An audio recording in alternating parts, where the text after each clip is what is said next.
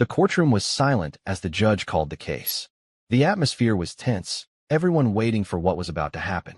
The doors opened, and two police officers walked in, pushing an older, frail man in a wheelchair. His clothes were tattered, his face full of wrinkles, and his eyes seemed lost in thought. He was black, with gray hair peeking out from under a faded hat. The man didn't speak as he was brought to the front of the courtroom, but there was something in his eyes, something that made every person in the room feel like they were staring at history itself. The room was filled with people, lawyers, witnesses, and a handful of spectators, none of them expecting what was about to unfold. As the judge looked down at the man in the wheelchair, he called out his name, James Holloway. The second the judge spoke those words, the entire courtroom rose to its feet. There was a collective gasp, as if a great, unexpected storm had suddenly hit. The room was filled with whispers, and the officers standing next to James quickly looked around, clearly confused by the reaction. The bailiff, who had been waiting patiently by the door, suddenly looked unsure of what was happening. James sat motionless, his eyes closed as if he hadn't heard a thing. The officer standing next to him gently nudged his shoulder. James' eyes flickered open slowly, but he didn't seem to understand why everyone was standing. He looked up at the judge, his face wrinkled with age and confusion. "Your Honor, what is happening?" The officer beside him stammered, as if he had forgotten the proceedings for a moment. The judge, a seasoned man named Judge Thompson, stared at James with a strange look in his eyes. His hands trembled slightly as he adjusted his glasses. "Mr. Holloway, it's been a long time. We didn't expect this to happen." The courtroom was still standing, everyone staring at James with a sense of reverence, as if they had just witnessed a man whose name had been written in the very pages of history. But why?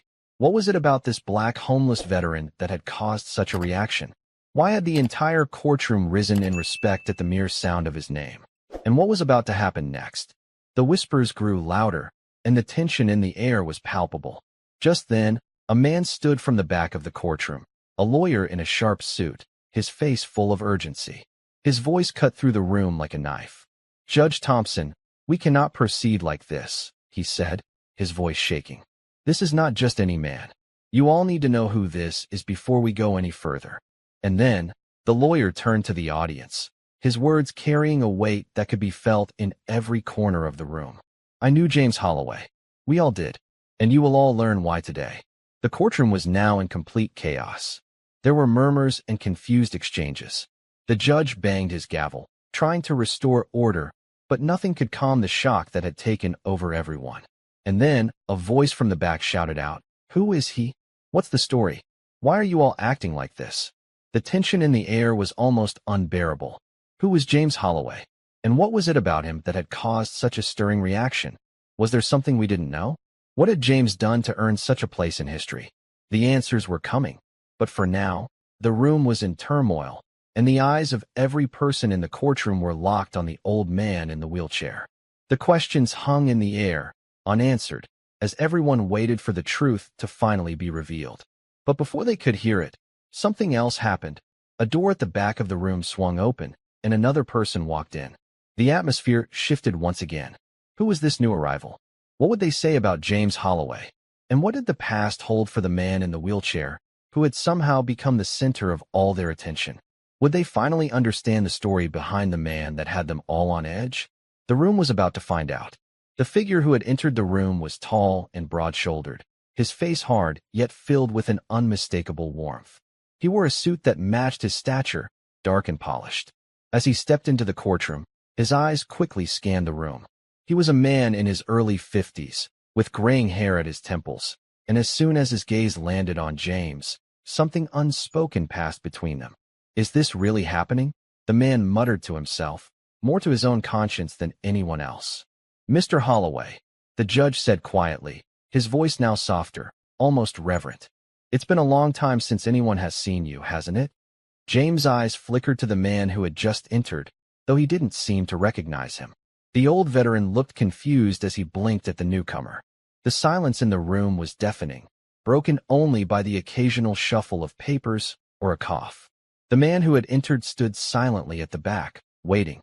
The officers who had accompanied James seemed increasingly uneasy, their hands twitching as if unsure of how to handle the situation. Finally, The man stepped forward. Your Honor, I need to speak with Mr. Holloway. The judge looked up at him, his expression unreadable. You're welcome to address the court. The man took a deep breath and walked slowly toward James, his every step measured. He reached the old man's side, his hands resting gently on the back of James' wheelchair.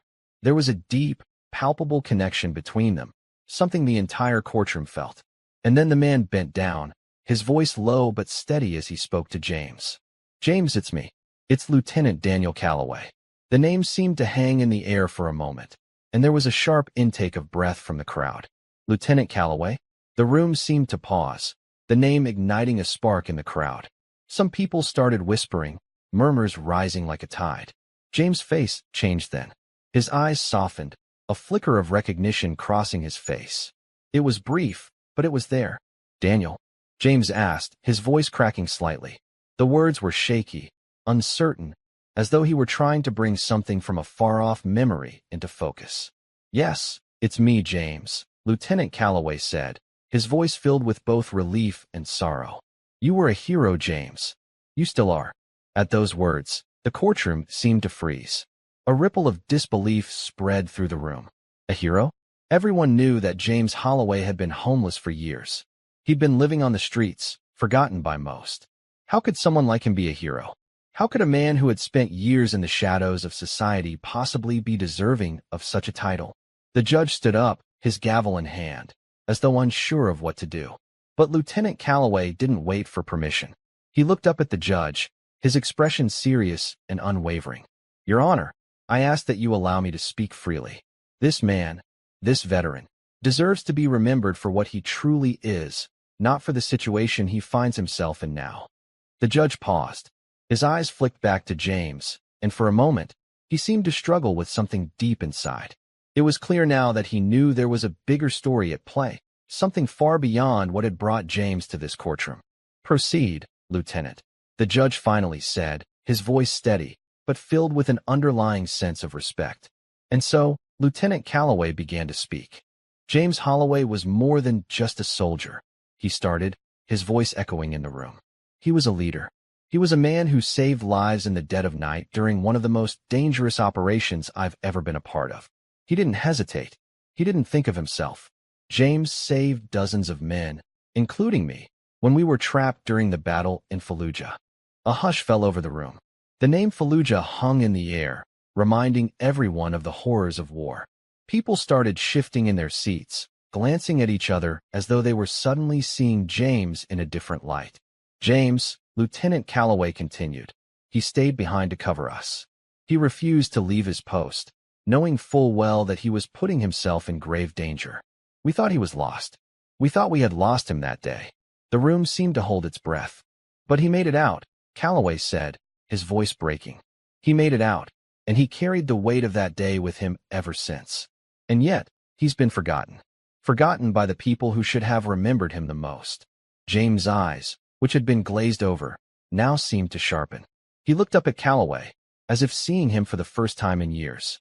The realization hit him slowly, like a wave crashing onto the shore. His hands trembled slightly as he gripped the arms of the wheelchair, trying to steady himself. I never wanted anyone to remember that day, James whispered hoarsely, his voice filled with shame. I didn't want anyone to know. But why, James? Calloway asked softly, his voice filled with both concern and frustration. You gave everything. You are a hero. The courtroom was silent, hanging on every word. No one dared to make a sound. But there was something in the air now, something heavier than just curiosity. It was as if the room could feel the weight of James' past, of everything he had gone through. James, Calloway repeated, his voice full of compassion. You're not a forgotten man. Not anymore. For a long moment, James said nothing. His eyes were distant, lost in memories that no one else in the room could understand. Finally, after what seemed like an eternity, he spoke. I didn't want to be remembered for that. I didn't want anyone to know. But, his voice faltered. I just wanted to survive. To make it out alive. As the room absorbed his words, there was a shift in the air. The shock from the earlier revelation still hung in the room. But now, something else was unfolding. The courtroom was beginning to understand that this wasn't just about a man who had been forgotten. This was about a man who had lived through unimaginable hardship, and somehow, he was still here. But just as the room began to absorb this new truth, a door at the back of the room slammed open, and another figure entered. His presence was commanding, and everyone turned to look, a sense of unease filling the air. Who was this new person, and what did they know about James Holloway's past? Why had they arrived just as the truth was beginning to surface? The courtroom was about to face yet another twist. The new figure who entered the courtroom moved swiftly, a tall man with a sharp jawline and a deep frown etched across his face. He was dressed in a suit, though it wasn't as polished as Lieutenant Calloway's. His presence was commanding, yet there was a sense of urgency in the way he carried himself, as if he had just walked into something he hadn't expected but needed to address immediately. His eyes locked onto James Holloway, and without hesitation, he stepped toward the front of the room. The murmurs grew louder, as people began whispering to each other, trying to figure out who this man was. The tension in the room, already thick, felt like it could snap at any moment. "Who is this?" one of the spectators whispered, nudging the person next to them. The man's sharp gaze swept over the room, then settled on Lieutenant Calloway. His voice rang out, firm and commanding, as he addressed the judge. "Your Honor, I need to speak with you immediately. This is about Mr. Holloway." The judge, still in a state of confusion from the sudden arrival, raised an eyebrow. "And you are?" The man didn't flinch at the judge's gaze. "I'm Special Agent Nathan Turner. I'm here to discuss the matter of James Holloway's military service." He turned to face the courtroom, his tone now filled with weight. "And more specifically, I'm here to discuss the secret that has been buried for decades." A shiver ran through the room. Another secret? The whispers intensified, and everyone seemed to hold their breath as Agent Turner's words hung in the air. What did he mean by a secret? And why was it coming out now? Lieutenant Calloway, his posture rigid, seemed to tense up at the mention of his secret. He opened his mouth to speak, but Agent Turner raised a hand, cutting him off. "No, Lieutenant," Turner said sharply. "This is not your story to tell." The room was silent now, hanging on every word that came next. Agent Turner's eyes locked with James Holloway, his gaze hardening. "Mr. Holloway," he said with quiet authority, "you've spent a long time hiding the truth. But it's time for that to change. You can't run from it anymore." James looked up, a flicker of fear flashing across his face. He opened his mouth, but no words came out. His eyes darted from Lieutenant Calloway to Agent Turner, then to the judge. There was a sense of panic that began to creep into his features, as though he understood the weight of what was about to be revealed. "Agent Turner, I don't know what you're talking about," James finally managed, his voice shaking slightly. But Agent Turner wasn't backing down. "Yes, you do, James. And it's time the world knows what you did. What you were forced to do." The room was now filled with confusion and curiosity. People were leaning forward in their seats, trying to hear every word. What could James have done that had been hidden for so long? And why was Agent Turner so insistent on bringing it out now? "You've kept it quiet for decades," Turner continued, his voice filled with a deep intensity. "You've buried the truth about your actions during that mission in Fallujah. But the time has come for the world to know, for everyone to understand who you really are." James was visibly shaking now, his eyes wide with fear. He glanced at Calloway, then back at Turner. There was something in his gaze, something that suggested he was trying to process the reality of what was being said. The judge, still standing at the bench, banged his gavel. "Enough. Mr. Turner, if you have something to say, then say it. But we will not tolerate these interruptions any longer." Agent Turner nodded, his face grim. "Very well, Your Honor.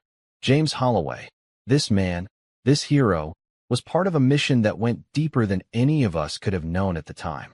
You see, what James did on that day in Fallujah wasn't just about saving lives. It wasn't just about bravery. It was about something darker, something that has haunted him for years." The room was on edge. The tension was so thick that it seemed to suffocate the air. Everyone was waiting for the next words out of Agent Turner's mouth. But no one was prepared for what came next. "You see," Turner continued, "James Holloway, along with several others, was part of a covert operation. An operation that, to this day, the public knows nothing about. An operation that was ordered by the highest levels of the government, something that no one has dared to speak of. But James was the one who had to make the call, the one who had to decide who lived and who died. A collective gasp swept through the courtroom. James' eyes widened in disbelief. He was visibly trembling now, his lips parted in shock. This was something he had buried deep within himself, something he had never wanted anyone to know. James, you were part of the operation that took out an entire civilian village, Agent Turner said, his voice cold and steady. You were the one who gave the order. And now, all these years later, the truth is coming out. The room exploded into chaos. Some people stood, others gasped, and a few started shouting. The judge banged his gavel repeatedly, trying to restore order, but no one seemed to care. The bombshell that Agent Turner had just dropped was too much. Too shocking. Too overwhelming.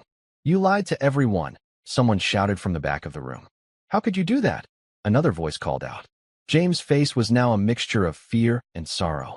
He buried his face in his hands, his body shaking violently. The weight of the past was too much to bear. How could he have carried this secret for so long? How could he have kept this truth hidden from the world? Lieutenant Calloway stepped forward, his face a mask of both sympathy and anger.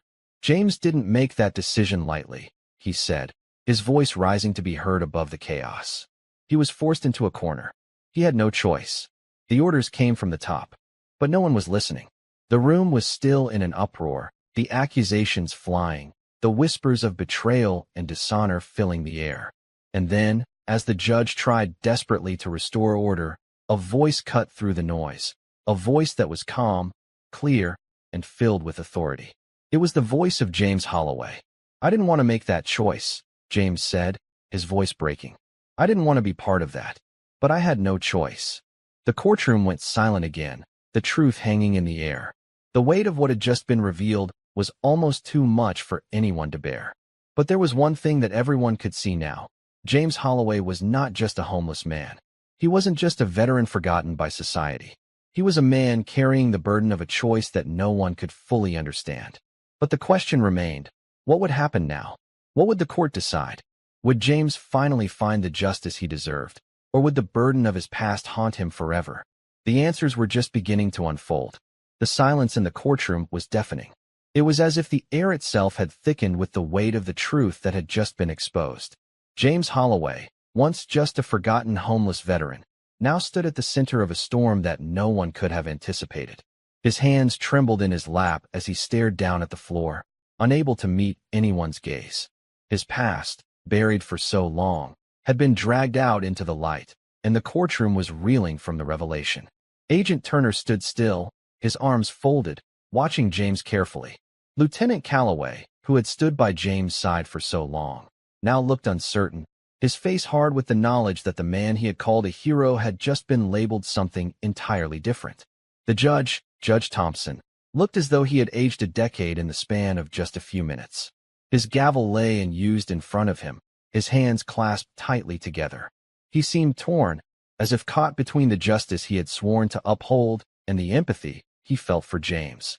Finally, the silence was broken by a voice from the back of the room. Your Honor, we need to understand the full context of this operation before making any judgments. A man called out from the back, standing up in the gallery.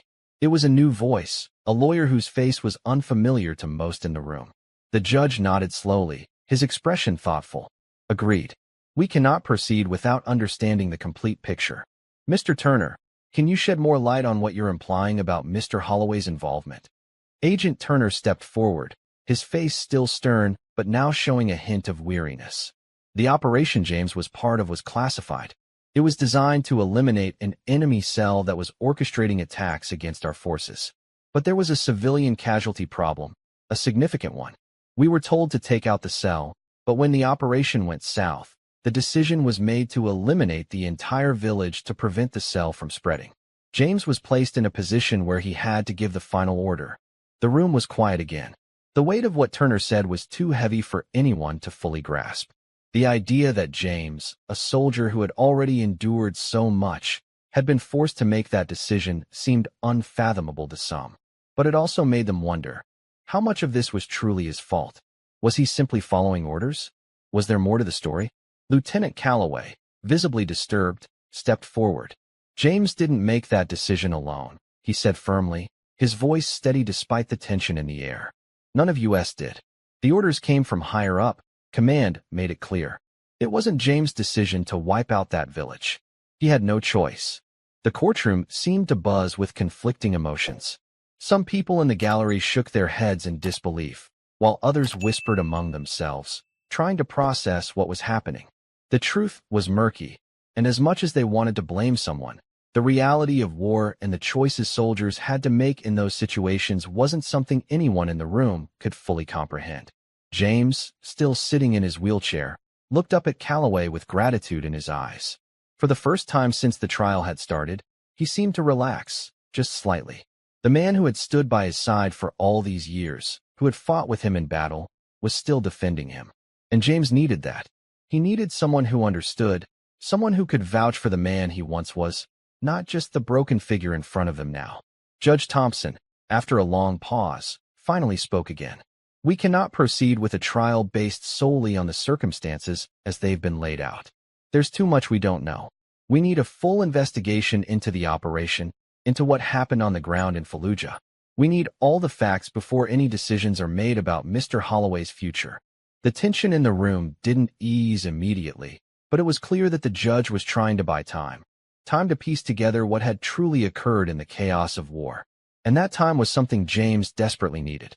The courtroom buzzed with whispers again, and several people began to rise from their seats, clearly preparing to leave. The day was far from over, but it seemed that everyone was beginning to process the gravity of what had been revealed. James' fate now rested on a web of investigation, a truth that could be both freeing and condemning. But as the crowd began to shift, another figure appeared at the back of the courtroom. This person wasn't a lawyer, nor was he an officer or a member of the military. He was someone from James' past, someone who had been a part of the same unit, someone who knew the truth better than anyone else. He was a soldier, and he was here to speak. The new figure, tall with short-cropped hair and a face hardened by years of service, stepped forward. His name was Sergeant Caleb Walker, and he was someone James had served with in Fallujah. When he walked into the courtroom, he paused at the door, eyes scanning the room, before his gaze fixed on James. "I'm here to clear the air," Sergeant Walker said, his voice deep and commanding. He had an air of authority that caused even the judge to raise an eyebrow. The courtroom once again fell silent. Everyone turned to look at the sergeant, unsure of what he might say next. Would he add to the chaos? Would he confirm the accusations? Or would he speak to James' defense? "I was there, in Fallujah," Sergeant Walker continued. "I saw what happened. And I'm telling you right now, James didn't make that call because he wanted to. He did it because it was the only way out. We were given an impossible choice. And James, like the rest of us, was forced to follow orders, no matter how much it tore him apart." The sergeant's words hung in the air, a stark contrast to the accusations that had been made. The tension in the room shifted again, as if the crowd now saw James as less of a villain and more as a man caught in the gears of a machine much larger than himself. Sergeant Walker moved forward, standing beside James' wheelchair. "You don't know the full story," he said, his voice now softer, directed toward the judge. "None of you do. But James, he did what any soldier would do in that situation. He survived, and we should be honoring him for that, not prosecuting him." The judge looked at the sergeant, his eyes narrowed, processing the information. He nodded slowly, as if weighing each word. "This is certainly a complicated case. We will need time to investigate further. The facts are unclear, and we must ensure that justice is served appropriately." The courtroom began to settle into a strange, uneasy calm. The judge's decision to pause the trial gave everyone a moment to breathe, but the questions remained. What would happen next? Would James be exonerated? Would the full truth of the operation ever come to light? As the day wound down, the crowd slowly filtered out of the courtroom, still processing everything they had just witnessed. But as for James, he was left in his wheelchair, surrounded by his few remaining defenders. The weight of his past was still heavy on his shoulders, but for the first time in a long while, there was a glimmer of hope, a sense that maybe, just maybe, the truth would set him free. And then, as everyone began to leave, James noticed something. There, standing at the back of the room, was a woman. She had been sitting quietly, watching the trial unfold without saying a word. But now, her eyes met James, and he felt something stir deep within him. Who was she? What was her connection to him? As their gazes locked, she gave a slight nod, as if to say she knew. She knew the full story. But what was her role in this unfolding drama? James wasn't sure, but he knew he had to find out. The answers were just beginning to unfold, and the next chapter of his life was about to begin. The courtroom had emptied, but James remained in his wheelchair, a silent observer of the chaos that had swirled around him just moments before. He felt the eyes of those who had left still on him, in some way, those whispers hanging in the air, questions that would never be answered, not yet. The events had left him feeling like an outsider in his own life, a man haunted by a past he hadn't wanted to face. As the last of the spectators filed out, James turned his attention back to the woman standing near the door. Her presence had been subtle, but now, as the room cleared, she stepped forward. She was older, though still youthful in the way her energy filled the room. She had long dark hair, pulled back into a neat ponytail, and was dressed in a simple coat that made her seem like someone who belonged to the shadows, not the courtroom. Yet, there was something undeniably familiar about her, though he couldn't quite place it. James' heart skipped a beat when their eyes met. It wasn't just her gaze. There was a recognition in her expression, something that made the air feel thicker. She approached slowly, her steps quiet but deliberate.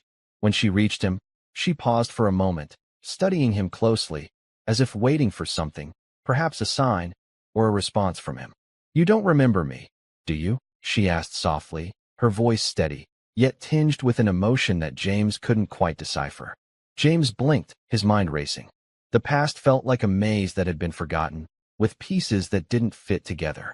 He frowned, trying to find her face in his memories, but nothing clicked.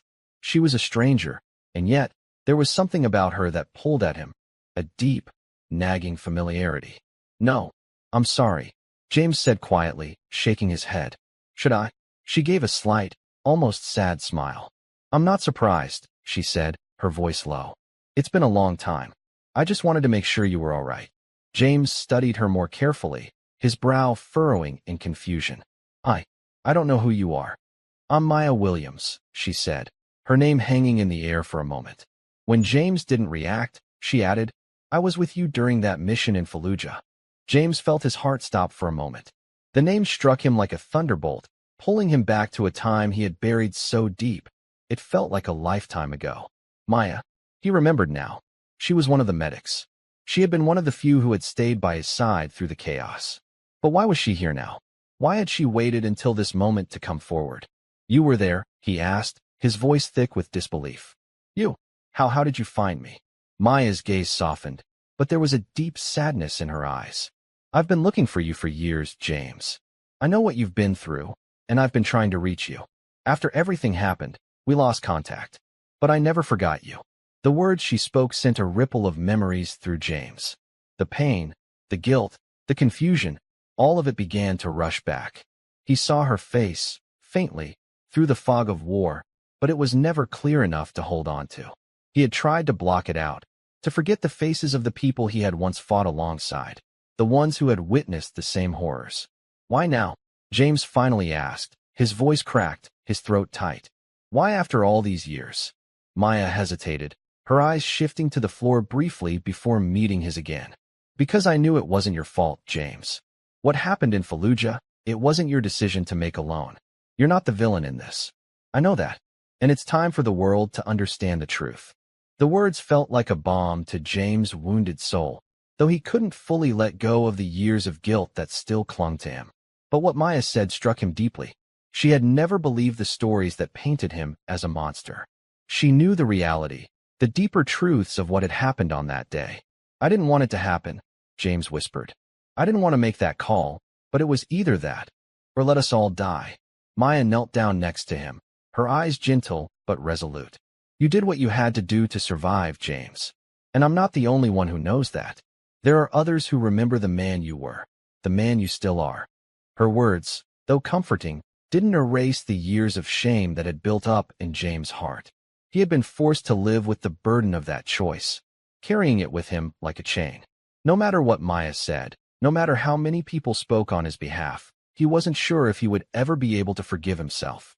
But Maya's presence, her unwavering support, gave him something he hadn't had in a long time, a flicker of hope. She had come for him, not just to defend him, but to remind him of who he had been before the war, before everything had gone wrong. "I can't do this alone," he whispered, his voice barely audible. "You don't have to," Maya replied softly, her hand resting gently on his. "You've never been alone, James. Not really. You have people who care about you, people who will fight for you." As she spoke those words, something shifted within James. He had spent years believing that the world had forgotten him, that he had been left to rot on the streets, cast aside by everyone who once cared. But now, in the midst of everything that had been uncovered in the courtroom, he realized that he wasn't as alone as he had thought. Maya was here. Calloway was here. And, somehow, there were others out there who understood the truth, who would fight to bring him justice. And yet, as much as his heart began to stir with the promise of redemption, he knew that the battle was far from over. The trial was still in motion, and there were forces at play, forces that wouldn't be swayed by truth alone. There were still powerful people who would stop at nothing to make sure the operation in Fallujah stayed buried. "We have to be careful," Maya added, her voice turning serious. "There are people who won't want this truth to come out, and they'll do anything to keep it hidden." James nodded, feeling the weight of her words. He had seen the lengths to which people in power would go to protect their secrets. He had lived through it. And now, with the truth on the brink of being exposed, he knew that the fight for justice would be the hardest of his life. But Maya was right. He wasn't alone anymore. And for the first time in a long while, he felt a spark of determination. He wasn't going to let his past define him. Not this time. Together, with the support of those who knew the truth, James would stand tall. He would face whatever came next. And he would fight, not just for himself, but for the others who had been forgotten, buried under the weight of their own wars. But as the day wore on and the courtroom emptied, James couldn't shake the feeling that something was coming. Something that would test him even more than the trial itself. Would they let him tell his story? Would the truth finally break free? Or was there something darker still lurking in the shadows? The answers, he knew, were just beginning to unfold. The air outside the courthouse was heavy, a damp chill settling over the city as the late afternoon sun struggled to break through the clouds. The weight of everything that had happened in the courtroom still hung over James, but now, with Maya by his side, he found himself walking out of the building in a way he hadn't done in years, slowly, cautiously, but with purpose. It felt strange, almost surreal, as if everything had shifted in the span of a few hours. As they made their way through the crowd outside, Maya walked beside him, her presence a steady anchor. She had told him she would stick by him, that they would face whatever came next together. But James couldn't shake the feeling that he was being pulled into something far bigger than he had ever imagined. The courtroom revelations were only the beginning. The truth was powerful, but it also had a way of making people scared. And when people were scared, they often did things that no one could predict. "We need to find somewhere quiet," Maya said, her voice low, as they reached the street. "There's a lot to discuss. And it's not just about the trial anymore. There are people who are going to start looking for answers, and they won't stop until they get them." James nodded, though he wasn't sure where this would lead. He wasn't even sure where to go anymore. He had spent years on the streets, wandering, drifting from place to place, always moving to avoid the ghosts of his past. But now, with the trial looming and his past spilling out into the open, he knew he couldn't keep running. Not anymore. They found a small diner a few blocks from the courthouse, tucked away in a quiet corner. The place was nearly empty, save for a couple of late lunchers nursing coffee at the counter. The low hum of conversation and the clink of silverware filled the space, creating an odd sense of normalcy, a stark contrast to the chaos James had just endured. Once they were seated, Maya ordered them both coffee, and James leaned back in the booth, his eyes staring out the window, lost in thought. The weight of his past was suffocating, but there was something else growing in the pit of his stomach. Fear. Fear of what was coming. Fear of what would happen next. Maya set a cup of coffee in front of him, her eyes studying him carefully. "You don't have to talk about it, James. I know it's hard, but we need to prepare for what's next. This is just the beginning, and we have a lot to figure out if we're going to keep you safe. You don't just have your past catching up with you, James. You have people with power who don't want this to get out. They'll do whatever it takes to make sure the truth stays buried." James took a long, slow sip of his coffee, his fingers trembling slightly as he set the cup down. The warmth from the mug contrasted with the chill that ran through him, but it didn't seem to help. He wanted to believe that the truth would set him free, but deep down, he knew the reality was more complicated. The world wasn't so forgiving. Not when it came to the powerful forces that lurked behind closed doors. Who's trying to stop the truth from coming out? James asked, his voice barely a whisper. His eyes locked onto Maya's, searching for answers, for reassurance that this wasn't all some horrible dream he couldn't wake up from. Maya leaned forward, her expression serious. There are a few people who won't let this go easily, James. The operation in Fallujah was classified for a reason. It involved too many sensitive elements, too many high-level people. If the full truth comes out, it's not just you they'll have to answer for. It's the people who issued the orders. And that means powerful politicians, military brass, maybe even people in the intelligence community. They've worked hard to cover this up, and they'll do anything to keep the details hidden. James swallowed hard, his heart pounding. He had known, deep down, that there was more to his past than just a simple mistake. But hearing Maya confirm it made the reality of the situation even more terrifying. The fight he was facing now wasn't just about clearing his name. It was about going up against a system that had its roots deep in the government. He wasn't sure if he had the strength to take on that kind of battle. Maya seemed to sense his fear, and she placed a hand on his arm, her touch gentle but firm. You're not alone in this, James. We have people on our side. There are others who have been waiting for this moment too. People who've been following this story, people who know what really happened in Fallujah. They know the truth. The truth, James repeated, almost to himself. I never wanted anyone to know. I didn't want to face what I did. I was just trying to survive. Maya nodded. I know. But now the truth is out. And it's not just your truth, James. It's everyone's. There are people who lost everything because of that operation, families who had no idea what was happening until it was too late. They deserve to know what happened, just like you do. The only way to move forward is to fight for it. James leaned back, staring out the window again, his mind swirling. The people in power, the ones who had orchestrated everything from the shadows, were coming for him. He knew they would, and they wouldn't stop until they had silenced him, one way or another. But he couldn't keep running. He couldn't hide anymore. I'm scared, Maya, he admitted quietly, his voice raw with emotion. I don't know if I can do this. Maya's eyes softened, her voice filled with understanding. It's okay to be scared. We all are. But you don't have to face this alone. You have people who care about you, people who are going to stand by you. And we're going to fight this, together. As the conversation continued, James felt a glimmer of something he hadn't felt in years. Hope. The road ahead was long, and there was no guarantee of what the outcome would be. But for the first time since the trial began, he believed there was a chance. He wasn't just a forgotten soldier. He wasn't just a homeless man left to rot in the streets. He was James Holloway, and he had a story to tell, a story that needed to be heard. But as Maya spoke about their next steps, about the people they needed to contact, the doors of the diner swung open, and a man stepped in, one who seemed out of place in the quiet atmosphere. He was tall, wearing a dark trench coat that gave him an almost menacing look. His gaze swept the room, then settled on James and Maya with a look of unmistakable intent. James tensed, feeling a chill crawl up his spine.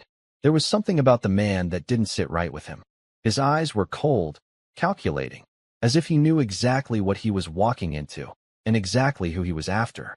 Maya noticed the shift in James' demeanor and looked up, her eyes narrowing.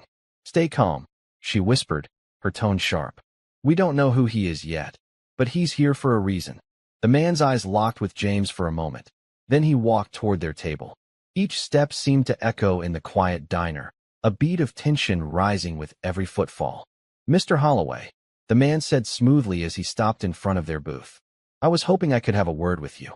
James' heart began to race, but he fought to keep his composure. Who are you? He asked, his voice steady but wary.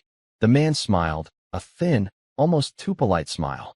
My name is Thomas Layton. I work for certain people who have an interest in your case. He glanced over at Maya, his gaze hardening. And I think we need to have a very serious conversation about what happens next. James felt the air grow heavier, the sense of danger growing stronger. Who was this man, and what was he really after? What did he mean by certain people? James' instincts screamed that this conversation was about to take a turn he wasn't ready for. Maya's hand subtly shifted under the table, her fingers brushing against something in her coat pocket. something that made James feel slightly less afraid. "James," she said softly, her voice cold and clear. "Whatever happens, you don't have to say anything to him. We don't owe him anything." Leighton's smile didn't waver, but there was a dangerous glint in his eyes now. "I think you'll change your mind soon enough. After all, you don't want to make things more difficult than they already are." And just like that, James knew the fight for his freedom, for the truth, had just taken a darker turn. The shadows were closing in, and they wouldn't stop until they had buried everything he had fought for. But James wasn't backing down. Not now. Not ever. He had come too far to let them win. Now, the real battle was about to begin. The silence in the diner felt suffocating. James' eyes never left Thomas Leighton as the man stood there, his presence commanding, though his smile never quite reached his eyes. Maya's hand was still resting on something hidden in her coat, and James could sense the tension in the air as both of them prepared for what could be a confrontation. The whole diner seemed to hold its breath. "Mr. Holloway," Leighton said again, his voice smooth but with an undercurrent of something far darker. "I'd appreciate it if we could have a quiet conversation. I'm not here to cause a scene. I'm simply here to offer you a deal." James felt the pit in his stomach grow heavier. He had seen enough of these kinds of men in his life. People who spoke with calm voices, but whose eyes betrayed a willingness to do whatever it took to get what they wanted. He wasn't foolish enough to think Leighton was here with good intentions. Maya's voice broke the silence, low and firm. "We're not interested in any deal you're offering. Whatever you're selling, we don't need it." Leighton's smile faded just a little, but his composure didn't crack. "You misunderstand, Ms. Williams. I'm offering Mr. Holloway a chance to walk away from all of this, to leave the past behind and not have to deal with the fallout of the truth coming out. I'm sure he's tired of all this attention, all these eyes on him, just waiting to destroy his reputation, his life. I'm here to offer a way out." James' hand clenched around the coffee cup in front of him. "A way out," he echoed, his voice hardening. "What do you mean by that?" Leighton leaned forward slightly, his gaze never leaving James. "A simple proposition. You walk away from the trial, you stop talking about Fallujah, and everything goes away. No one will dig any deeper. No one will come after you. I'll make sure of that." Maya's grip on her hidden object tightened, and James could feel the temperature in the room drop. "And what's the catch, Leighton?" "There's always a catch," Maya said, her voice colder than before. "You want him to stay silent. You want him to bury the truth again." Leighton's lips twitched into a smile. "You're a smart woman, Ms. Williams." "Yes, that's exactly it. Mr. Holloway can have peace. He can live the rest of his life free of this nightmare. All he has to do is stop the trial, walk away, and never speak of Fallujah again." James' mind raced. He could hear the sound of his heart pounding in his ears as he processed Leighton's words. A chance to walk away from the past, from everything that had dragged him into the light. A chance to be left alone, free from the constant reminders of what he had done and the choices he had made. It was tempting, more tempting than anything he'd been offered in years.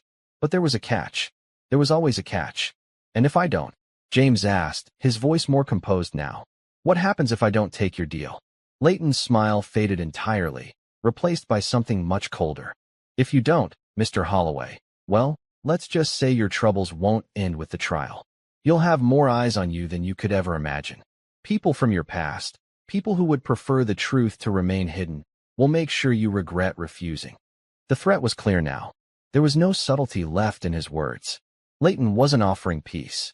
He was offering silence, and a way to escape the storm, but only at the cost of his soul. James' hands shook, but his grip tightened on the coffee cup. He had lived too long in the shadows, had fought to survive for too many years, to give up now. The truth mattered. The lives that had been lost because of that operation mattered. He couldn't let them all be forgotten, just for the promise of an easier life. He set the cup down with a firm clink. "I won't be silenced," James said, his voice steady, though the weight of the decision pressed heavily on his chest. "I can't. The truth has to come out. People need to know what happened, what I went through, what we all went through." Leighton's eyes narrowed, the smile gone completely. "You're making a mistake, Holloway. This isn't just about you anymore. It's about everyone who's been involved in this operation. You think you're fighting for some noble cause? You're playing a dangerous game." James met Leighton's gaze without flinching. "I don't care how dangerous it is. I'm not running anymore. Not from the truth." Leighton's expression darkened, and he straightened up, You're a fool then, he said coldly. The offer will still stand, Holloway. But don't say I didn't warn you. Without another word, Leighton turned and walked out of the diner, his footsteps heavy and deliberate, leaving James and Maya alone once more. The door swung shut with a soft click, and the tension in the room seemed to dissipate slightly, though a lingering unease remained. Maya let out a breath she didn't know she had been holding. That guy's trouble, James. You're not wrong to stand your ground, but be careful. They won't just back off. And if they're willing to make threats like that, it means they've got something else planned. James nodded, still feeling the weight of Leighton's words pressing down on him. The man had been trying to buy his silence, and it hadn't worked. But now James had a bigger problem. He wasn't just fighting the legal system. He was fighting a group of people who had the power to destroy him if they wanted to. People who weren't afraid to make threats, to go to any lengths to bury the truth. I know, James said, his voice low. But I can't give in to them. I can't let them win. I have to see this through. Maya studied him for a moment before nodding. I'm with you. But we need to stay one step ahead. This isn't just about you anymore. It's about everything that happened back in Fallujah. We have to make sure we have the right allies in place, or they'll crush us before we even get to the truth. The weight of their next steps loomed over them, but for the first time in a long while, James felt a fire inside him. It wasn't just about fighting for his freedom. It was about fighting for those who had been silenced, for the families whose lives had been shattered, for the soldiers who had been told to carry out an order without ever knowing the cost. He had started this journey as a broken man, discarded and forgotten. But now he was something more. He was a man with a purpose, a man who wasn't going to stop until the truth was heard. But just as James was about to speak, a sudden crash sounded outside the diner. It was sharp, startling, and the ground seemed to shake beneath them. James' heart skipped a beat, and his instincts kicked in. Something wasn't right. Maya's eyes darted to the door, her expression turning into one of worry. Stay down, she whispered, her voice tense. Whatever happens, don't make a scene. Stay quiet. James' pulse quickened. He didn't know what was happening, but the sense of danger was palpable. It was clear now. The fight for the truth wasn't just about a courtroom anymore. It had become something bigger, and someone, or something, was about to make sure he never got the chance to finish it. The sound of the crash outside sent a jolt of panic through James. His heart raced, and his body tensed, muscles tightening in instinctive preparation. The once quiet diner now felt claustrophobic, as if the walls were closing in and the threat outside was drawing nearer. Maya's warning echoed in his mind, her eyes darting to the door as she rose from her seat, positioning herself closer to James. Stay down, James, Maya repeated, her voice urgent, as she subtly reached into her coat pocket. Her movements were swift, calculated. James' breath caught in his throat. He had no idea what was happening, but he could feel the danger closing in, wrapping around him like a noose. A second crash echoed louder this time, followed by a series of rapid, muffled voices. It was impossible to make out the words, but it sounded like chaos, like something had broken through. The hair on the back of James' neck stood on end, and he instinctively pulled his wheelchair backward, hoping to find cover, though the cramped diner offered little. Don't look now, Maya whispered, her voice steady but laced with tension. But we're not alone anymore. James' pulse hammered in his ears as his eyes flicked to the door. From his vantage point, he could just make out the silhouette of several figures through the frosted glass. They were moving fast, their shadows large and imposing, and it wasn't long before the door handle turned, creaking with the sound of impending danger. Without warning, the door swung open. A man in a black tactical suit stepped inside, his eyes scanning the diner quickly before landing on James and Maya. He was tall, broad-shouldered, with a hard face that betrayed no emotion. His presence alone made the air feel heavier. Maya Williams, the man said, his voice a low growl, as his eyes briefly shifted to her. And James Holloway, you've been a lot of trouble, haven't you? James' instincts kicked in. He didn't need to be told twice. This man was not here for a friendly chat. Maya, however, stood her ground, her hands still concealed in her coat pocket, her posture unwavering. We didn't ask for any trouble, Maya said, her voice cold and controlled. But you seem to be bringing it to us. The man took a step forward, his gaze never leaving them. You don't get to refuse an invitation, Ms. Williams, he said, his tone ice cold. The powers that be don't like it when people like you stir the pot. And Mr. Holloway? You think you're some hero now? Let me tell you something. You're nothing but a pawn. You've made a lot of noise, but you're about to get the message. The words hit James like a slap in the face, and his grip tightened on the arms of his wheelchair. He wasn't sure who this man was or what he wanted, but one thing was painfully clear. This wasn't a negotiation. This was a warning. Maya shifted slightly, but her eyes never left the man. Who sent you? She asked, her voice still calm, but there was an edge to it now. And what do you want with us? The man's lips curled into something resembling a smirk. You're not in a position to ask questions, Ms. Williams. You're here because you need to understand the consequences of what you're doing. You've chosen the wrong side. There's no going back from this. Before James could react, another figure appeared in the doorway, a second man, equally imposing, wearing the same black tactical gear. This one had a different energy about him, more calculated, like a predator sizing up its prey. Is there a problem here, Jenkins? The new man asked, his voice smooth, but with an unmistakable authority. The first man, Jenkins, straightened up and nodded, never taking his eyes off Maya and James. No problem yet, but there will be if they don't cooperate. James' heart pounded in his chest, and his mind raced. They were being threatened, and the more they refused to back down, the more the danger grew. These men weren't just here to intimidate. They were here to make a point. The power these figures held was something James had never encountered before. He had fought in wars, faced gunfire, and seen death up close. But this was different. Maya, however, didn't flinch. We're not interested in your threats, she said coldly. If you've come to intimidate us into silence, you're wasting your time. James has already made his choice. The second man, Jenkins' partner, eyed Maya and James for a moment, considering her words. He then exchanged a glance with Jenkins, who gave a barely perceptible nod. The tension in the room thickened with every second. You don't get it, do you? The second man said, his voice dropping lower. This isn't about threats. This is about control. And the truth? It's something you don't get to decide. People like you, people who think they can go against the system, are a liability. We don't care about your moral high ground. We care about making sure the right people stay in power. And people like James Holloway? You're a loose end. James felt a knot tighten in his stomach. These men were not just hired muscle. They were part of something much larger. Their language, their intent, everything pointed to a dangerous network of influence. A network he had unwittingly become a part of by speaking out. He knew that if he didn't act now, this would escalate into something far worse. We're not afraid of you, Maya said, her voice sharp and unwavering. You're the ones who should be scared. Because once the truth is out, there's no going back. And you'll be the ones who are exposed. The second man, who hadn't spoken much until now, seemed to take offense at her words. His eyes darkened, his expression twisting into something resembling anger. But before he could respond, there was a loud crash from the back of the diner, followed by hurried footsteps. In an instant, everyone turned toward the noise. The door to the kitchen swung open, and a new figure appeared, someone James hadn't seen in years, but who he recognized immediately. It was Sergeant Caleb Walker, the man who had fought by his side in Fallujah.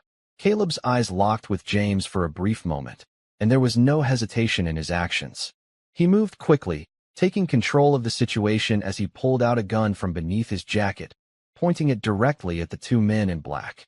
Back off, Caleb said, his voice low but filled with authority. You don't want to do this.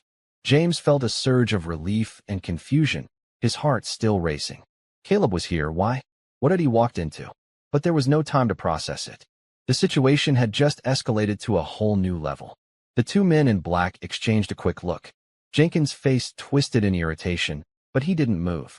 The tension was unbearable as both sides locked eyes, the room thick with the promise of violence. Now, we're in a real mess. The second man finally spoke, his gaze never leaving Caleb's gun. But let's make one thing clear. This doesn't end well for any of you. Caleb didn't flinch. You're wrong, he said coldly. It ends now. With that, the standoff began, and James realized, with a heavy heart, that things were spiraling out of control. What had started as a fight for truth was now a fight for survival. And everything they thought they knew was about to be tested. The standoff in the diner was surreal. James could hardly breathe, his heart hammering against his chest as he stared at Caleb Walker, the man who had once fought beside him in Fallujah, the soldier who had been a part of the same operation that had haunted James every step for years. And now, Caleb was standing between James and these two dangerous men, his gun raised and steady, a silent promise of protection. The two men in black, Jenkins and his partner, exchanged a brief, silent glance. It was clear that they weren't used to being threatened, not like this. They had the power, the control, the resources. They were the ones who were supposed to make people back down. But Caleb, with his hardened face and steady hands, was making them hesitate. "You don't want to make this worse," Caleb said, his voice low and almost serene. His eyes never wavered from the two men. "There's a lot more at play here than you realize." Jenkins gritted his teeth, his expression hardening. He didn't like being challenged, especially not by someone like Caleb. But the gun in Caleb's hands was enough to give him pause. "You're making a mistake, soldier," Jenkins growled, his eyes flicking between Caleb and Maya. "This isn't a fight you're going to win." "I'm not here to win," Caleb replied evenly. "I'm here to make sure you don't leave this diner with your lives intact if you think you can threaten people who don't deserve it." The tension in the air could have been cut with a knife. The world outside the diner seemed to have frozen as the three men stared each other down. Maya, still seated beside James, was rigid with concentration, her hand hidden beneath her coat, ready for anything. James, too, found himself frozen in place, unsure of what to do next. His mind was racing. Everything had shifted in the span of mere minutes. The other man, Caleb's counterpart, finally spoke. "This is your last warning," he said coldly, eyeing Caleb's weapon with barely concealed contempt. "We don't need to be here for this. We were just following orders." Caleb scoffed. "That's always the excuse, isn't it? Just following orders. Well, I don't answer to you, and neither does anyone else here. If you really want to make this a fight, I'll make sure you won't have the chance to walk out the door." For a moment, the room seemed to hold its breath, the standoff between the two sides growing heavier.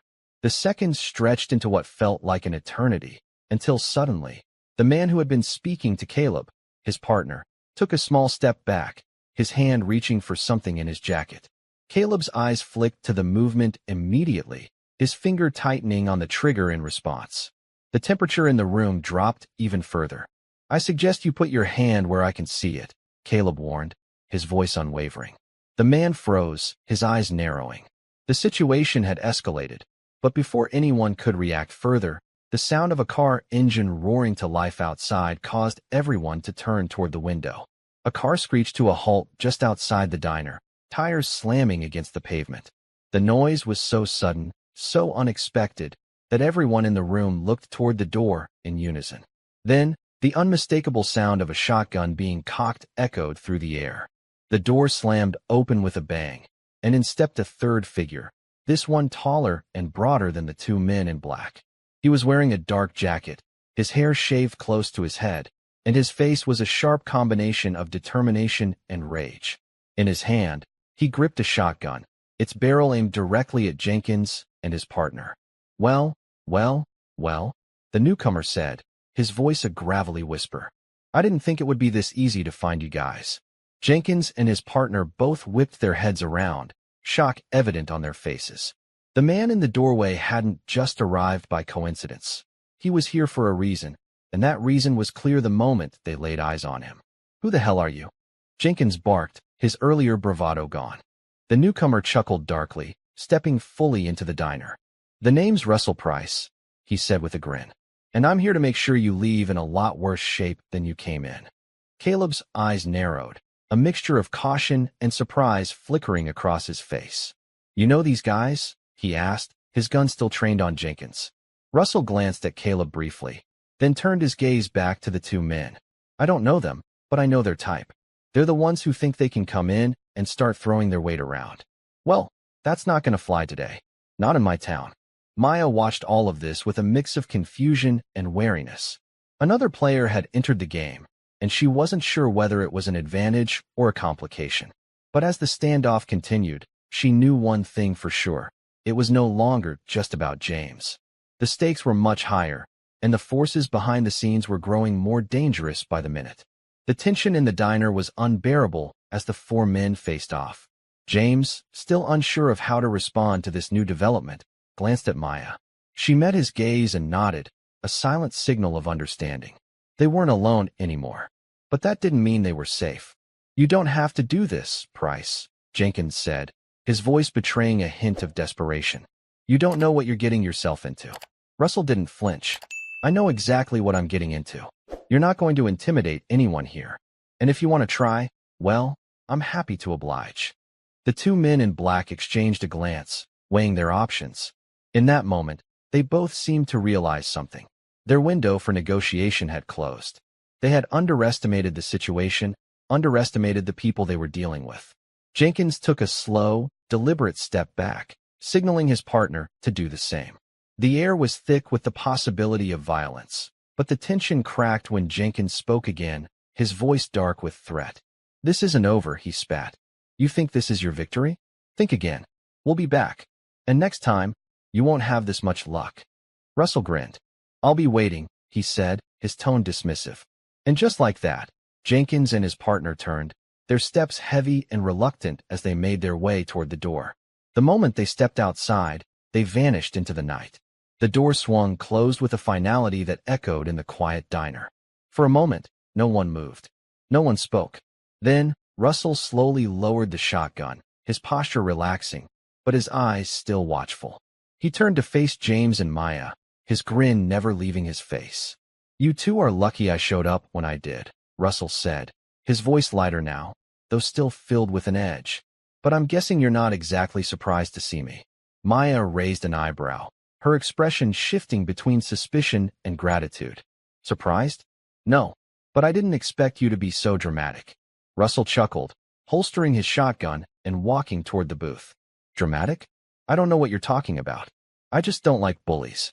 James felt the weight of the night begin to lift just a little. His pulse was still racing, his hands clammy, but the immediate danger seemed to have passed. For now, at least. But Russell's presence raised even more questions. Who was he? Why had he stepped in when he did? And how was he connected to all of this? Before James could ask, Russell answered his unspoken question. "I've been watching this mess unfold," he said, his voice dropping to a more serious tone. "I'm not on your side exactly, but I know what those guys are capable of. They're bad news. And I'm here because you might need some help getting out of this alive." James leaned back, taking in Russell's words. The storm wasn't over. It was just beginning. The words hung in the air like a cloud of smoke, thick with implications. Russell Price, a man who had just saved their lives, wasn't here out of the kindness of his heart. No, there was something more to his involvement, something deeper that James couldn't yet grasp. Russell leaned against the counter, casually wiping his hands on a cloth as though the gunfight moments earlier hadn't just happened. Maya's eyes never left him, studying him with careful suspicion. She knew something wasn't right. James could see the wariness in her posture, in the way her fingers danced under the table as if readying herself for anything. Russell finally broke the silence. "Look, I know this probably looks like I'm some kind of savior out of nowhere. But trust me, I've been keeping my eye on you two for a while now. I don't do this kind of thing for just anyone." Maya tilted her head, still wary. "You've been watching us? How long?" Russell gave her a slow, almost amused look. "Long enough to know that things were going to get ugly. You two have made a lot of noise lately, and when people make noise, they attract attention. Some of that attention isn't friendly." James felt a knot tighten in his stomach. He hadn't realized just how much of his life was being monitored.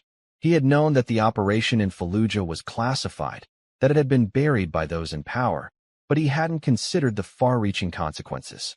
Now, it was clear, his past was unraveling in ways he couldn't control. "You're saying you've been tracking us for a while?" James asked, his voice hardening slightly. He wasn't sure if he liked the idea of someone monitoring him without his knowledge, but there was something about Russell's demeanor that made him hold back on the barrage of questions. Russell didn't seem put off by James' skepticism. Instead, he shrugged. "You could say that. I've been watching your trial, keeping tabs on the people pulling the strings behind the scenes. When you and Maya started pushing back, I knew it was only a matter of time before someone decided to silence you. And trust me, those someones don't play nice." Maya's eyes narrowed. "So why now? Why step in?" Russell's smile flickered, a flash of something dangerous in his eyes. "Because I like chaos. But more importantly, I don't like it when people who have the power to change things get crushed under the weight of secrets. You've got a lot of people worried, Holloway, and that makes you useful to certain parties. If you don't want to end up like everyone else who tried to take on the system, you'll need someone who knows how to navigate the mess. James tried to process Russell's words. It was all too much too fast. He had always lived his life one day at a time, doing whatever he could to survive. But now, as the truth about Fallujah continued to surface, he was becoming aware that his fight for justice was entangled with far larger forces. Forces he had no real understanding of. Maya spoke again, her voice now laced with suspicion. So you want us to trust you, after everything? You expect us to believe that you're here to help us for nothing in return. Russell chuckled, but there was no warmth in it. I don't expect anything. But you're right to be cautious. I'm not here to play the knight in shining armor. I have my own interests, and I'm not stupid enough to throw them away. But in this mess, we need to work together. James felt a sinking feeling in his chest. He wasn't ready to trust Russell, but he couldn't deny the man had been the one to save them from a dangerous situation. The men in black had been ready to escalate things beyond just threats. Things could have turned deadly in an instant. You said we need to work together, James said slowly. What does that mean? What do you need from us? Russell's eyes softened just slightly, as if the question had piqued his interest. He stepped forward, lowering his voice. I've been keeping track of the people behind all this, people who would rather the truth stay buried. I've got enough information to make a move, but I'm not going to lie to you. It's dangerous, and I'm not taking you down this path unless you're prepared for the consequences. Maya shifted in her seat, clearly thinking over Russell's words. What kind of consequences? Russell met her gaze, unflinching. The kind where you might lose more than you bargained for. People with power don't like being exposed, and they'll do anything to stop you. But there's a bigger game at play here, and it's not just about your trial, James. It's about everything that led to Fallujah and everything that came after. The room fell silent again, the weight of his words hanging heavy in the air. James felt his mind spin with questions, things he didn't know, things he couldn't have anticipated. The situation had escalated beyond a courtroom drama. Now, he was embroiled in a web of conspiracy, power, and hidden agendas. The men in black were just the surface. The truth was deeper, darker, and more dangerous than he had ever imagined. So what do you want from us? Maya asked, her voice colder now. What's your endgame, Russell? Russell paused, his eyes flickering with something unreadable. Then, after a long moment of contemplation, he spoke. I want you to take down the people who think they're untouchable, he said, his voice resolute. I want you to make them regret every decision they made to cover up the truth about what happened in Fallujah. But to do that, you need more than just a court case. You need information. You need allies. And most of all, you need to stay alive long enough to expose everything. James felt the gravity of Russell's words sink in. He had always known that exposing the truth would be dangerous. But hearing it laid out so bluntly, hearing the stakes spelled out so clearly, made him realize just how much he was up against. We'll need more than just a fight, Maya said, her voice steady despite the chaos unfolding around them. We'll need resources. We'll need protection. And above all, we'll need to stay one step ahead of everyone who wants to silence us. Russell smiled, but it wasn't a reassuring smile. It was the smile of a man who understood exactly what they were up against. Lucky for you, Russell said, his voice lowering. I have both. James looked at Maya, seeing the same doubts, the same questions reflected in her eyes. They were in this together, for better or worse. But whether Russell was truly an ally or another player in this dangerous game remained to be seen. As the din of the diner buzzed around them, James knew one thing for certain. Their battle wasn't over. It had just begun. The truth was out there, buried beneath layers of power and deception. And James Holloway was determined to see it rise to the surface, no matter what it cost. But as they left the diner, with Russell leading the way into the unknown, James couldn't shake the feeling that something even bigger was waiting for them, something that could change everything. And when it came, it would come fast. The night air was cool against James' skin as he, Maya, and Russell stepped out of the diner and into the darkened streets. The events inside had shifted everything. What started as a fight for justice had now morphed into a tangled web of conspiracy, corruption, and dangerous power players. James had never imagined his quest for the truth would draw him into something this big. And yet, here he was, standing in the midst of it, with no clear way out. Russell led them down the street toward a nondescript black car parked by the curb, the headlights reflecting off the wet pavement from a recent rain. He moved with purpose, as though he had done this 1,000 times before. Maya followed closely behind, her eyes scanning the area, always alert. James stayed close, his mind still reeling from everything that had happened in the diner. He couldn't shake the image of the men in black, their threats, their power, and how easily they had walked into his life. "What happens now?" James asked, his voice low as he caught up with Russell. Russell didn't look back at him, but his voice was calm, measured. "We get out of here, find somewhere safe, and plan our next move. We can't keep talking about this out in the open. There are too many years." James nodded, understanding the gravity of Russell's words.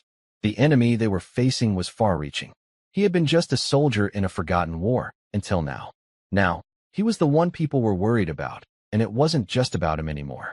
It was about the truth of what had happened in Fallujah and the people who wanted to keep it buried. Russell opened the car door and gestured for them to get in. As they slid into the back seat, Russell's hand hovered near the steering wheel for a moment before he turned to face them, his eyes narrowed.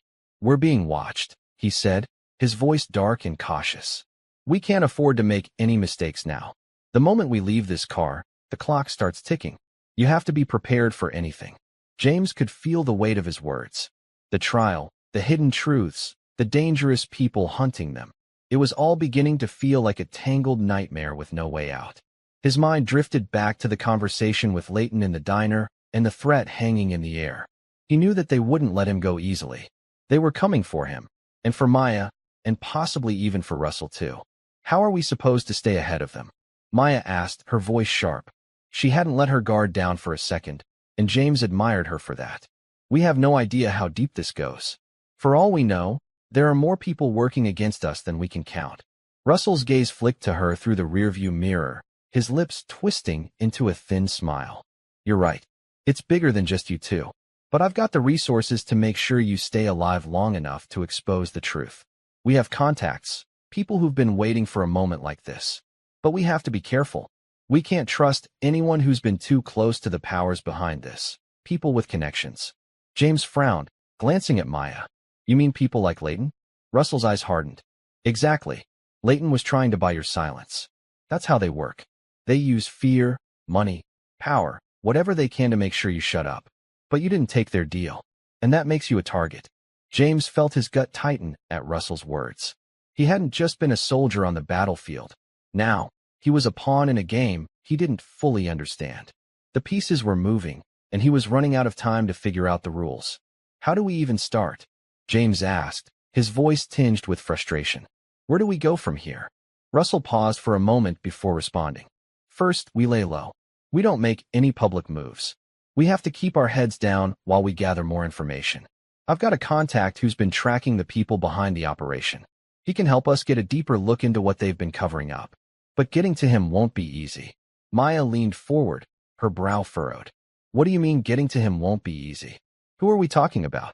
Russell looked at her in the rearview mirror, his gaze inscrutable. "His name's Alex Devereaux. He used to be with the CIA, but he's been off the grid for a while. He's the kind of guy who knows how to dig up dirt without anyone noticing. If anyone knows the full story of what happened in Fallujah, it's him." "CIA?" Maya repeated, sounding skeptical. "How do we know we can trust him?" Russell's expression darkened. "We don't. But we don't have a choice. The people we're up against, those powerful forces, are experts at covering their tracks. We need someone like Devereaux to dig up the evidence we need." The weight of his words hit James hard. They were diving into a world of espionage, government secrets, and people who were capable of doing anything to protect their own interests. The world had always been dangerous for James, but now, it felt as though everything he had ever known had been pulled out from under him. "We'll meet Devereaux tomorrow," Russell continued, breaking James out of his thoughts. "But tonight, we get some rest.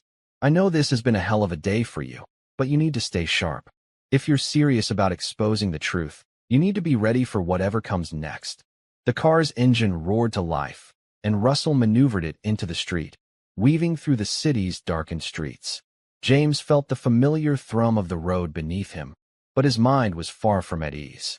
He wasn't sure what tomorrow would bring, but one thing was clear: This wasn't going to be an easy fight. They arrived at a small apartment complex on the outskirts of the city, a nondescript place that seemed like the perfect place to lay low. Russell led them up a flight of stairs and into a modest apartment on the second floor. The place was sparsely furnished, but it had everything they needed: a bed, a small table, and enough security to keep them off the radar. As they settled in, James sat on the edge of the bed, his head spinning. The weight of everything that had happened in the last few hours felt suffocating. He had gone from being a forgotten man, discarded by society, to someone caught in the middle of a game he didn't understand. Maya sat beside him, her face solemn as she glanced at him. "You okay?" she asked, her voice soft. James sighed, rubbing his hands over his face. "I don't know. It feels like everything's falling apart." Maya didn't respond immediately, but she placed a hand on his shoulder, her touch steadying. "We'll get through this," she said quietly. "We have to." The room fell silent for a long moment. James wanted to believe her, to believe that they could still win this. But as he thought about what lay ahead, Devereaux, the people watching them, the dangerous game they were playing, he knew it was going to take everything they had. The truth wasn't just a weapon anymore. It was their only way out. And if they didn't play their cards right, they would be swallowed by the same forces they were trying to expose. The night stretched on, and as James lay back in bed, his thoughts churned. Tomorrow was a new day, but the real battle had only just begun. The early morning light filtered through the blinds, casting long shadows across the apartment as James awoke to the reality of what lay ahead. The events of the previous night felt like a blur of adrenaline and danger, but the truth had not changed. They had come too far, and now the stakes were higher than ever. Maya was already awake, sitting at the small table with a cup of coffee, her brow furrowed as she scanned through a stack of papers. She looked up when she heard him stir, her eyes steady, unyielding. "We need to move fast," she said, her voice determined. "If we're going to meet Devereaux, we need to make sure we're not being followed. We can't afford any mistakes today." James sat up slowly, his body aching from the stress of the last few days. Every muscle in his body felt like it had been stretched too thin, but his mind was sharp. He wasn't the man he had been when he'd first been thrust into this fight. Now, there was no turning back. "What's the plan?" he asked, running a hand through his hair. Maya stood and walked over to the window, peering through the blinds before turning back to him. "We meet Devereaux at a secure location, get what we need, and then we make our next move. But we have to be careful.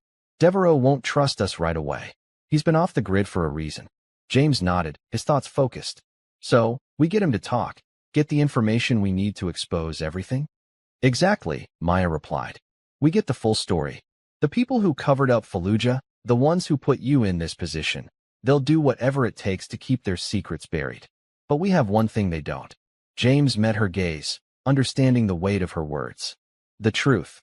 Right?" Maya said softly. "And that's more powerful than anything they've got." They spent the next few hours preparing, gathering the necessary supplies, and securing their route.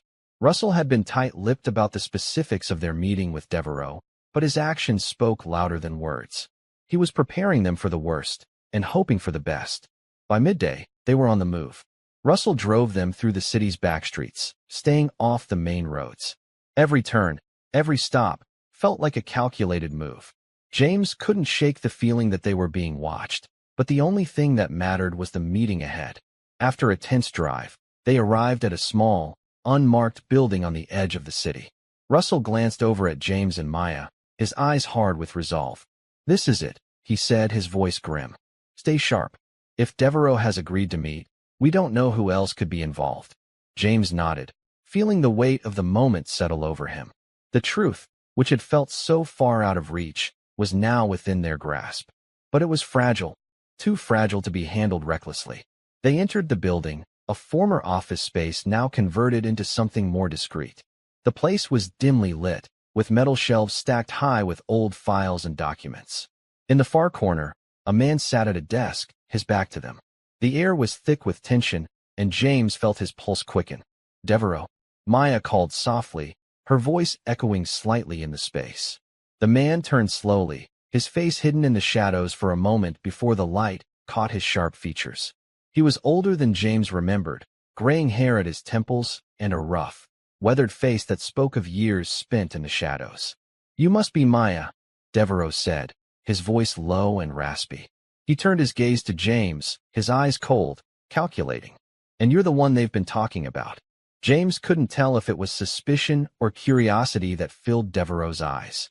He had the aura of someone who had seen it all, the kind of man who had made deals with powers far darker than anything James could comprehend. But he wasn't here to judge. He was here for answers. We need your help, Maya said, cutting straight to the point. We're going to expose what happened in Fallujah. We have the truth, but we need your information to finish it. Devereaux leaned back in his chair, his fingers tapping rhythmically on the surface of the desk. And what makes you think I'm going to help you? What's in it for me? James stepped forward, his voice steady. The truth is bigger than any of us. It's not just about me. It's about all the people who were affected. The families who lost everything because of a decision that wasn't theirs to make. Devereaux's gaze softened slightly, but only for a moment. He didn't speak right away, but James could see the calculation in his eyes. The man was deciding whether or not they were worth the risk. Finally, Devereaux spoke. You think the truth is going to set you free? That's what everyone thinks. But the truth doesn't always come with a happy ending. Sometimes, it just leads to more bloodshed. We know the risks, Maya said. But we're willing to take them. We don't have a choice. Devereaux sighed, pushing back from the desk. He rubbed his temples as though trying to stave off a headache. Fine, he muttered. I'll help you. But know this, you're playing with fire. Once we start pulling on these threads, there's no telling how far they go. And when the people behind this come for you, you won't just have enemies in the shadows. You'll have enemies in the open. People who will stop at nothing. James felt his stomach churn at the implications, but he didn't back down. This was the moment. This was the step that would bring the truth into the light. Devereaux stood up, walking over to a filing cabinet and pulling out a folder. He handed it to Maya, who took it cautiously. As she flipped through the papers inside, a sense of finality hung in the air. The documents inside would be the key to exposing the operation, to unraveling the web of lies. James felt a rush of emotion. It wasn't victory, not yet, but it was a step closer, a step towards something that had seemed impossible. He was no longer just fighting for his own redemption. He was fighting for those who had been lost, for the families who had been forgotten. But Devereaux's words stuck with him. The truth was a weapon, a powerful one. But weapons could be dangerous, and the people who had spent years covering up the truth were not going to let it go quietly. Thank you, James said quietly, his voice thick with resolve. Devereaux nodded without saying another word. His part in this was done. He had given them the tools they needed, and now, the rest was up to them. As James, Maya, and Russell left the building, they didn't speak. The weight of what they had just received settled heavily on their shoulders. They were heading into dangerous territory, with enemies who would stop at nothing to protect their secrets. But the truth was on their side. And that, James knew, was the one thing they couldn't take from him. As they drove off into the night, James felt the first glimmer of hope in what had felt like an endless war. This was far from over, but they were ready. The fight for justice had only just begun, and he wouldn't stop. He couldn't, until the truth was exposed. The world needed to know, and James Holloway would make sure they did. The end was not yet written.